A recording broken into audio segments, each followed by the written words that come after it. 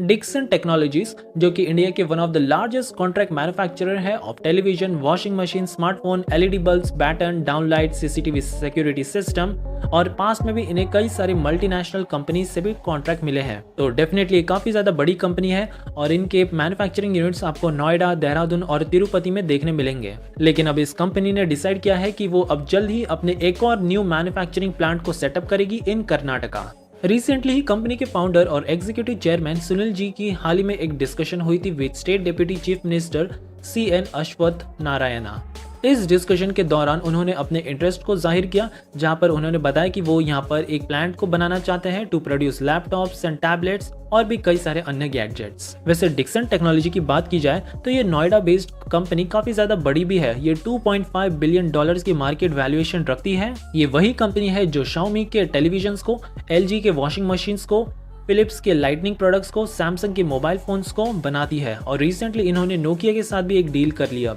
वैसे deputy chief minister जी ने भी यहाँ पर काफी पॉजिटिव रिप्लाई किया है और उन्होंने 10 से 15 एकड़ के लैंड को अलोकेट किया है टू डिक्सन टेक्नोलॉजीज। यहाँ पर कंपनी ने कहा कि वो अपने ओन प्रोडक्ट्स को डिजाइन करेंगे और आने वाले समय में वो और भी कई सारी कैटेगरीज में एंटर होंगे। इसी के साथ ही वो टैबलेट्स, लैपटॉप्स के मैन्युफैक्चरिंग को भी देख रहे हैं और मेडिकल डिवाइसेस को भी ये आने वाले टाइम पे मैन्युफैक्चर करेंगे।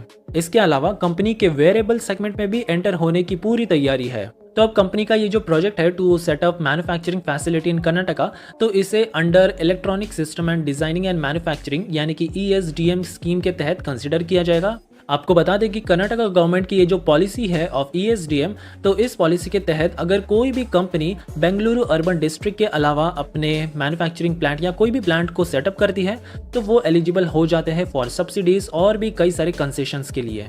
तो ये कंपनी इंडिया के मैन्युफैक्चरिंग सेक्टर को बूस्ट करने में एक काफ़ी अहम भूमिका निभा सकती है। इसके अलावा अगर हम देखें तो हाल ही में रिसेंटली लॉन्च की गई काफ़ी सारी PLI स्कीम भी है फॉर IT प्रोडक्ट्स और इलेक्ट्रॉनिक्स के लिए। और अकेले IT प्रोडक्ट्स के सेगमेंट में जहां पर लैपटॉप्स, टैबलेट्स ये सब इंक्लूडेड होते हैं, तो उससे हम आने वाले समय में 2,45,000 करोड़ रुपीस के एक्सपोर्ट कर पाएंगे बाकी के देशों को, जो कि इंडिया के इलेक्ट्रॉनिक मार्केट में एक काफ़ी बड़ा गेम चेंजर साबित होने वाला है। और इन सभी के कॉम्बिनेशन से फाइनली आत्मनिर्भर भारत मिशन को भी काफ़ी ज़्यादा बल मिलेगा।